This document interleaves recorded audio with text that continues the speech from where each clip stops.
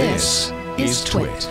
This is actually really interesting. So Apple's AirPods are arguably a big part of the iPhone because there's no headphone jack.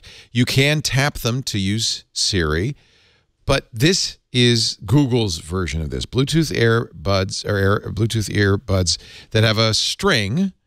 That's just, you know, I think that actually is smart because the AirPods are a little easy to use. You can also loop them over your ear, it looks like, which means it keeps them in your ear. No, you can't. That's the you put them in there inside your ear. Well, that's even better. They'll never stay in. No, the loop inside your ear is good because that means I like that. That actually, because then it goes against that ridge. They're very strange ears. Okay. Well, we'll see. It won't work with anything. I immediately ordered them because I immediately ordered them. The thing that most excites me is the demonstration they did of translation, real time. Oh my gosh, can we show that to people? Yeah, because that was like magic. It was so great.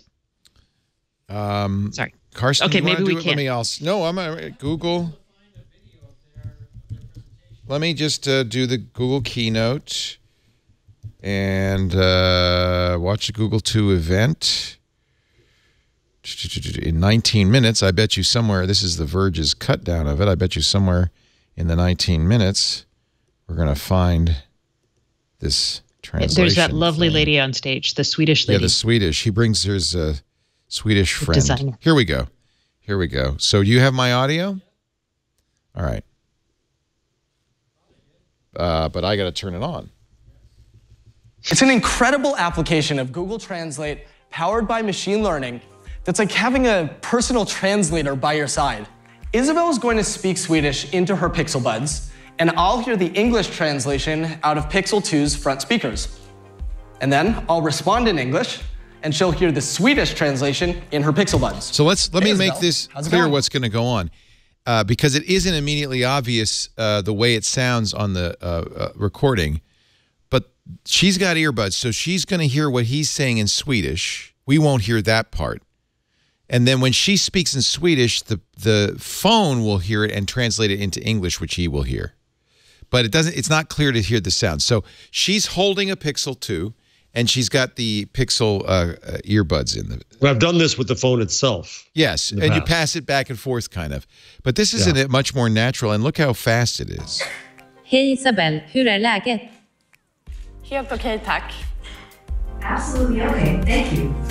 Now, it's hard to tell because they're played back through the PA speakers. They screwed this demo up a little bit. They should have played it back for us to hear it. But it's coming through her Pixel phone when it comes out in English. And note that she has to press the button she touches on the it, side. which makes sense because it says, listen now, I'm going to speak. I want you to translate so this. It doesn't think it's listening to you all the time and all that. Let's watch it a little more. What do you think of these cool new headphones? Vad tycker du om de här coola nya hörlurarna? Mitt team designade dem, så jag tycker de är ganska coola. My team designed them, so I think they're pretty cool.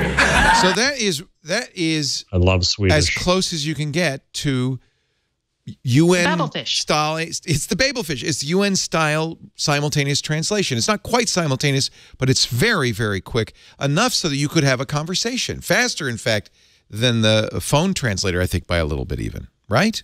And yes, so I cannot wait to try this out with my daughter who speaks Spanish and I don't, because I'm very curious. Like, I don't speak Swedish. I have no idea the quality of the translation or kind of, because sometimes, you know, Google Translate gets exciting for people. So, but I'm still like, I'm so excited about this. I think this is almost magic.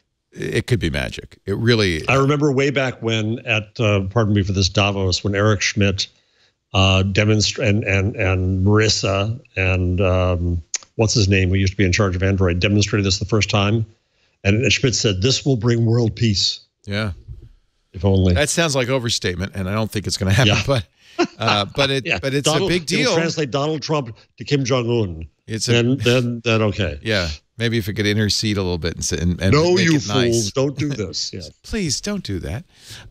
Google's Pixel Buds are much like the Apple AirPods in that they have a separate case, cloth covered though, to distinguish it from Apple, and the case has its own battery. So the Pixel Buds, just like the AirPods, have 5 hours of listening time, and the case has another few charges in it. So they say 24 hours when you include the case. I think that's very good. It is a full Google Assistant that sounds like a really nice marriage. And since you don't, in fact, have a headphone jack, you kind of need wireless headphones. It will work with other Bluetooth headphones, but that special translation stuff and all that stuff requires a Pixel 2. Is the cord, does it carry charge between the two? No, it looks like it's just a physical cord to hold them together. Do you have two Bluetooth connections at once? Does each ear have a Bluetooth connection to the phone? Oh, that's an interesting question. That is an interesting question. On other ones, and I can't remember how Apple does it. One does, and then it sends, and then it talks to the other one through your head. We'll see. But maybe it does use that cord. It's not clear. It's not clear. You do have to. The touch piece is only on the right ear. So, and is that all it does is touch, or are there multiple commands, or? Yeah, there's multiple. Sweep forward or backward for volume control. Touch to activate the assistant. I think those are the two they demonstrated. There may be more. My problem with that always is because they fall out of my damned ears. I want to push it in, and of course I activate. Yeah. Google Assistant on the Google Pixel Buds is only available on Android and requires an Assistant-enabled Android device and data connection. So I take it back. It does not require a Pixel, but it does require a phone that does Google Assistant. So that may be a more limited subset. I'm not sure. That was, I thought, really an exciting part of all this. I think the pencil circling things and getting Assistant to respond on the Pixel Book, and then these buds doing the simultaneous translation were two of the highlights.